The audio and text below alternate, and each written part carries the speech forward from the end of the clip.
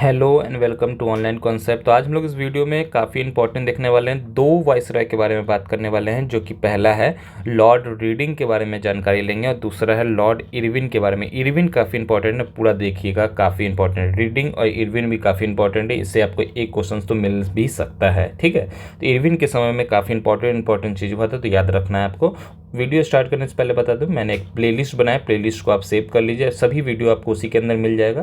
बिल्कुल आप सर्च कर लीजिएगा बीपीएससी टीआरई कोर्स 2023, जो कि हमारे चैनल के अंदर प्लेलिस्ट में जाकर आप देख सकते हो। वहाँ पे सभी आपको बीपीएससी से रिलेटेड मिल जाएगा, टीचर्स के लिए स्पेशल। ठीक है, शुरुआत करते हैं। सबसे पहले हम लोग बात करेंगे prince of Wales. Prince of Wales का भारत में आगमन कब हुआ था, तो किनके समय में हुआ था वो इंपॉर्टेंट ज़्यादा है, तो वो है लॉर्ड रीडिंग के समय में। याद रखिएगा, लॉर्ड रीडिंग के समय में प्रिंस ऑफ वेल्स भारत का आगमन हुआ था।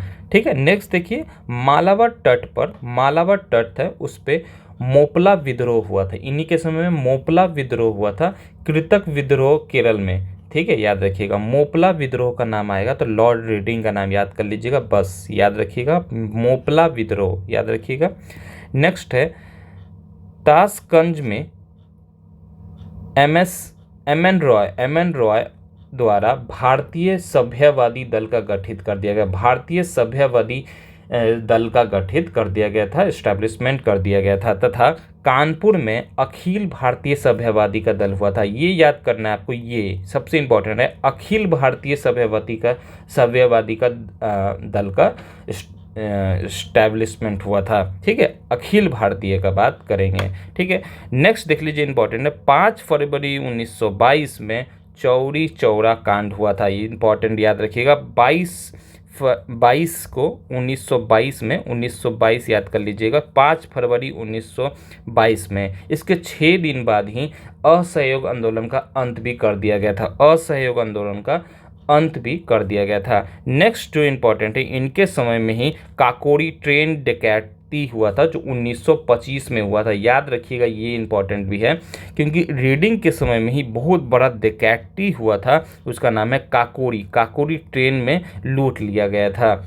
चलिए आगे बढ़ते हैं। नेक्स्ट है लॉर्ड इरविन के बारे में। लॉर्ड इरविन का भी समझ लीजिए अच्छे से। 1923 में, देखो सीक्वेंस भी याद रखना, 1923 में स्वराज्य दल का स्थापना कर दिया गया था। लॉर्ड इरविन के समय में स्वराज्य दल का स्थापना कर दिया गया था। 1927 में साइमन कमीशन को नियुक्त कर दिया गया था। साइमन कमीशन की नियुक्ति हो गया था 1927 में, याद रखिएगा, इंपॉर्टेंट है साइमन कमीशन 1927 में। 1928 में नेहरू का रिपोर्ट बना था, जिनके द्वारा, तो मोतीलाल नेहरू द्वारा बनाया गया था। 1929 में सैंडर्स की हत्या कर दी गई थी, बेरहमी से सैंडर्स की हत्या कर दी गई थी। याद रखिएगा, 1923, 1927, 1928, 1929 याद रखिएगा। 4 इंपॉर्टेंट डेट याद कर लीजिएगा। इरविन के समय में 29 में स्वराज्य दल बना दिया गया था, साइमन कमीशन को नियुक्त कर दिया गया था, नेहरू रिपोर्ट लाया गया था और सैंडर्स की हत्या कर दी गई थी। नेक्स्ट देख लीजिए आगे, दिल्ली में असेंबली में भगत सिंह और बटुकेश्वर द्वारा बम भी फेंक दिया गया था। आपने मूवी देखा होगा भगत सिंह, तो उसमें आप देखा होगा कि पूरा कहानी अच्छे से आप उसमें समझ सकते हो। दिल्ली के असेंबली में उन्होंने ही बम फेंक दिया था। शारदा विशेषज्ञ का अधिनियम बना दिया गया था। इन्हीं के समय में शारदा विशेषज्ञ का अधिनियम बना दिया गया था।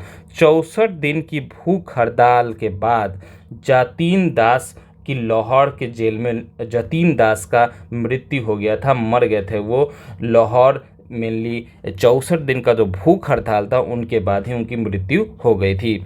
इरविन के ऊपर भी बम फेंक दिया गया था, ये भी याद रखिएगा, इरविन के ऊपर भी बम फेंक दिया गया था।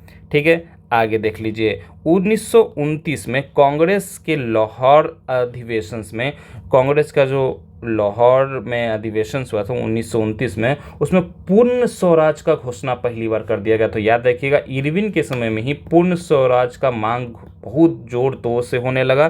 तो कौन सा अधिवेशन में, तो लाहौर में जो अधिवेशन 1929 में। गांधी जी ने 12 मार्च 1930 में दांडी यात्रा निकाला था। इस पर भी सेपरेट वीडियो मिल जाएगा आपको।